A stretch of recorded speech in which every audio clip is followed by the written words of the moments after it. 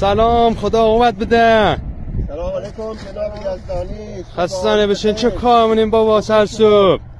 ما خدمت شما عرض بشه که الان داریم زمین فرایگار خیال کردم، ما داریم پالش منیم. احسن. این وسیله‌ای که شما دارین میبینین این پینجه، از زمانهای قدیم میگفتن پینجه چه جالبه. کریمی پینجه دی ها، اسمش بدن پینجه دی، ما رو مدن پینجه کش.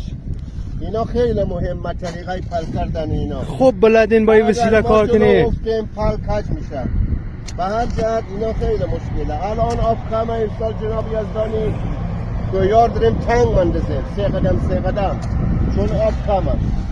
اگر آب زیاد شد 2-3 خوی بر روی هم آب بده، اگر نه همه جو یک خوی و انشالله از خداوند متعال خواهانیم که امسال از خشکسالی ما نجات بده انشالله، دیگه به حساب انشالله آسوده بشیم. اگر نه باز به همه جور اذیت و آزار و سختی باید بکشیم، قحطی و گرسنگی. انشالله مگر امسال سال پربارش یا انشالله امیدواریم. توکل به خدا. آقای کریمی برای پینجه داین عالیه، چون پیپل و پیشپل نداره. اگر کسی دیگه بشه این پیپلا و اون پیشپلا رو باید پر کنه.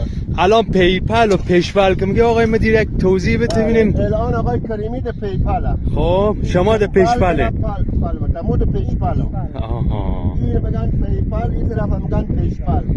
اگر کسی دیگه بشه و پینجه ده خاک مخوش کنه، هم مور اذیت منه هم بیباره زحمت داره. الان نه، برای همه آقای کریمی مهارت داره، تجربهش در پینجه دهی عالیه و برای پل کردن و هر که نیاز داشت آقای کریمی دعوت من انشالله. پس الان کنترات ما میدین زمین ها رو پل کنین، درست آقای مدیر؟ انشالله هر زمین هم ولایتی عزیز در جریان میشن که کنترات منیم. هر که خواست زمین شه با این وسیله که اسمش چیش به اسمش این وسیله؟ پینجه ریجه هم ده بستن که قشنگ صاف بشه پلاشا. استاندارد. احسن، خیلی عالیه. هر که از آقایان اهالی محترم